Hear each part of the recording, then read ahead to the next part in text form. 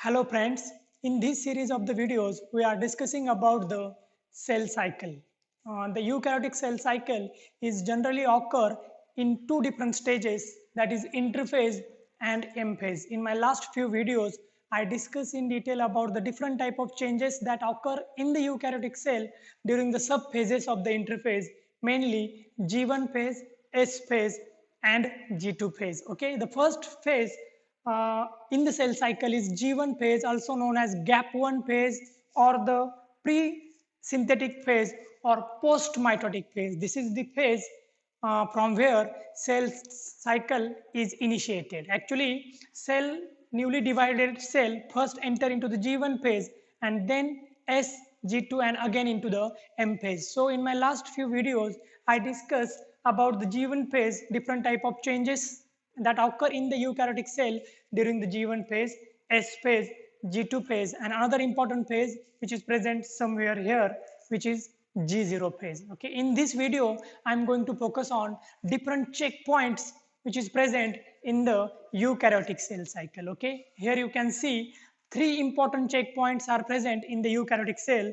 This is checkpoint number 1, checkpoint number 2 and checkpoint number 3. What is checkpoint? Checkpoint are the sites where the progress of the cell cycle is evaluated. That means these are the site where cell is checked thoroughly for the activity which is going on inside the cell. Okay, checkpoint decide whether cell will going to enter into the next phase or not. Any type of a defect in the cellular components or cellular genetic material is detected in the checkpoint. In that case, that cell will not going to allow to enter in the next phase. Okay, so this checkpoint play important role of controlling overall progress of the cell through the cell cycle. Okay, if the checkpoint is non-functional, in that case cell will going to show uncontrolled growth, okay, which may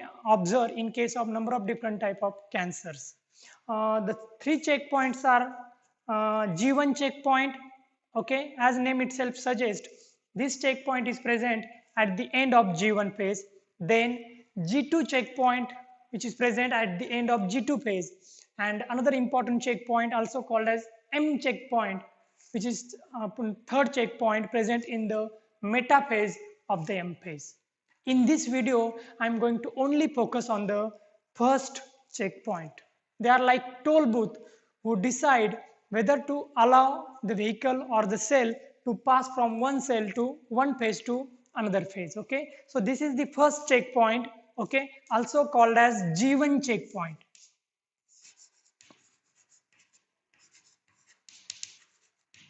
Why we call it as a G1 checkpoint? Because this checkpoint is present in the G1 phase and the main function of the checkpoint is to check whether the cell is suitable to enter into the S phase. Some higher eukaryotic cell, this checkpoint is also known as restriction site or restriction checkpoint. Okay, so another name for the first checkpoint is restriction checkpoint.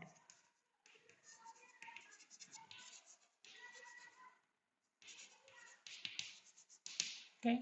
In case of yeast cell, the checkpoint number 1 is known as start point.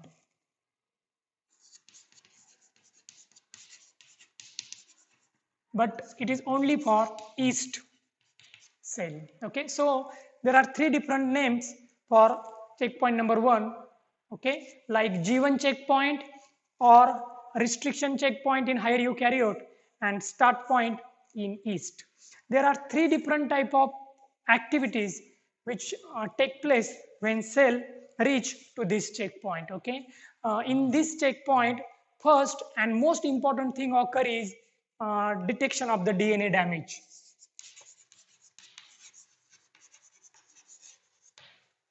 We know that in the S phase, replication of the DNA will going to take place. Okay, and before the DNA duplication or DNA replication, cell have to check whether the original copy of the DNA which is present in the G1 phase is normal or not. Okay, if the cell carry any mutations or the cell DNA carry any type of damage, in that case the cell will not going to allow from to enter from G1 to S phase. So first important activity which occur during the G1 checkpoint progress of the cell is detection of the DNA damage. Okay, if at this point it is detected that the cell carry DNA damage or the DNA is mutated, in that case the progress of the cell through cell cycle is restricted. Okay, the second activity which take place in the G1 checkpoint is evaluation of the protein,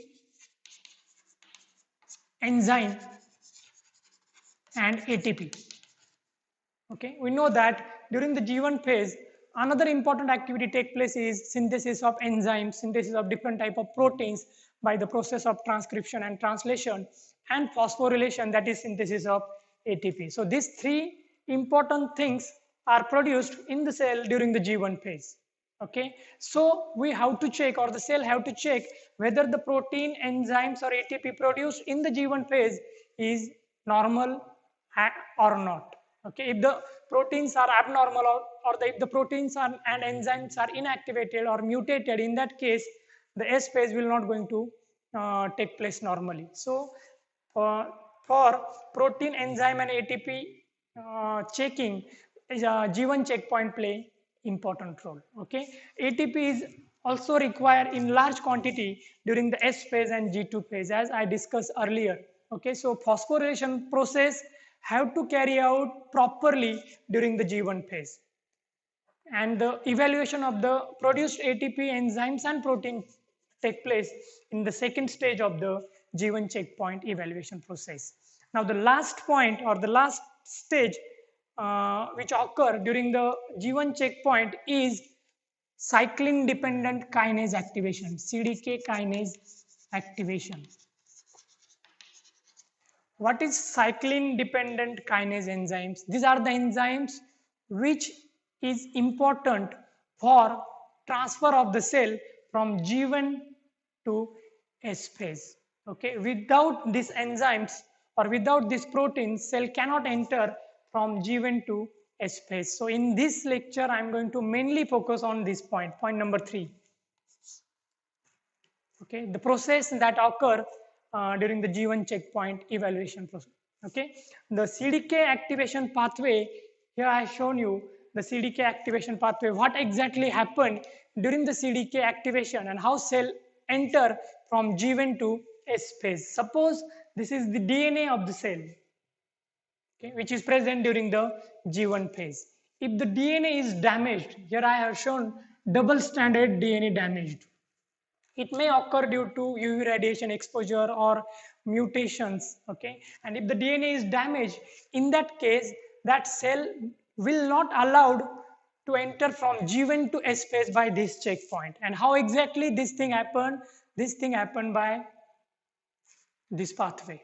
Okay, so if the DNA of the cell is damaged, in that case, mRNA complex, this is the complex of protein which get activated after DNA damage, and now this mRNA complex will going to transfer ATM protein to the damaged site. This star represents the damage which is there on the DNA of the cell. Okay, now this mRNA complex will going to transfer the ATM protein to the damaged site. This is the first stage of the CDK pathway which occur during the G1 checkpoint. Once this ATM protein is recruited to the damaged site, this protein get activated. Initially it was inactive protein, but after transfer to the DNA damaged site, this ATM protein get activated. And now after activation, this ATM protein activate another important protein, that is CHK2, cell cycle checkpoint kinase protein 2. Okay, and how exactly this ATM protein activate CHK2? By phosphorylation. That means the ATM protein will going to transfer phosphate group onto the CHK2 protein. Here I have shown you the phosphate group. Now this CHK2 protein after activation activate another important protein which is P53 protein. This is the tumor suppressor protein. We know this thing that the P53 is important protein for suppression of the cancerous cell growth. Okay, now this p53 is initially inactive protein. Okay, and now this p53 is phosphorylated. A phosphate group is transferred to the p53 protein by CHK2 protein, and after phosphorylation p53 gets stabilized, and after stabilization this protein get activated. Okay, so CHK2 protein play important role of activation of p53 by phosphorylation. Then what is this MDM2? This MDM2 protein is ubiquitin ligase protein. This protein actually play role of inactivation or degradation of p53 when not needed. When cell do not require p53 protein action, in that case the MDM protein bind to p53 protein and inactivate it by degradation process. But when CHK2 phosphorylate p53, now no longer MDM2 can bind to p53. That means this CHK2 not only activate p53 protein, but it also ensure that MDM2 protein now no longer activate or act on p53 protein, and now this MDM2 protein no longer degrade p53 and inactivate it due to action of CHK2. So CHK2 is important for activation and stabilization of p53 protein. After activation, this is the central protein in the CDK pathway of G1 checkpoint. After p53 activation, it will again going to act on the DNA of the cell. Okay, and this p53 is nothing but the transcription factor activator protein. Now this p53 will going to activate transcription process of few important genes which code important enzymes. Okay, so this transcription process is activated by p53, and due to the transcription few enzymes or few important protein produced, and one of the important protein which produced due to action of p53 on the DNA is p21. Okay, so what is the role of p53 in this pathway? The role of p53 is action on the DNA which will going to activate transcription and translation of another proteins. Okay, so this transcription process is activated by p53 by action on DNA. Now due to the action of p53 on the DNA, p21 protein will going to produce, and now this p21 protein is important last protein of the pathway that will going to ultimately decide whether cell will going to enter from G1 to S phase. Okay, now before this pathway, okay, before discussion of this pathway, you should understand the action of these two protein. Protein number 1, CDK2, cyclin dependent kinase 2, and cyclin E. Now this cyclin dependent kinase 2 is an enzyme, and name itself suggests this cyclin dependent kinase 2 enzyme require help of cyclin protein for activation. Now this cyclin, CYC, cyclin E protein, cyclin E protein bind to CDK2 protein and activate it. Okay, and after binding of cyclin E to CDK2 protein, now this complex of both the protein play important role of transfer of the cell from G1 to S phase. That means if cell want to enter from G1 phase to S phase, in that case cell must have CDK2 and cyclin E protein in active form. Okay, because this cyclin E protein will finally going to activate CDK2 protein. Okay, so this two protein play important role of transferring cell from G1 to S phase. But if this DNA is damaged in the G1 phase, in that case cell will not going to allow to enter from G1 to S phase.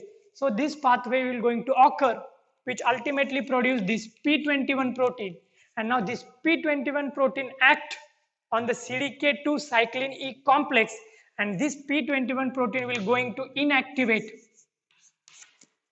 cyclin E CDK2 complex. So this p21 is nothing but the inhibitor of this complex or this enzyme, CDK2 enzyme, and due to inhibition of the action of this cyclin dependent kinase 2 protein, this protein no longer useful for transfer of the cell from G1 to S phase, and due to inhibition of the CDK2 protein, this step is get inhibited, and now cells entry into the S phase is arrested at the checkpoint, okay, till the DNA damage is repaired. Once this DNA damage is repaired, it will going to inactivate ATM, which will going to inactivate CHK2, P53, P21 protein production will be inhibited.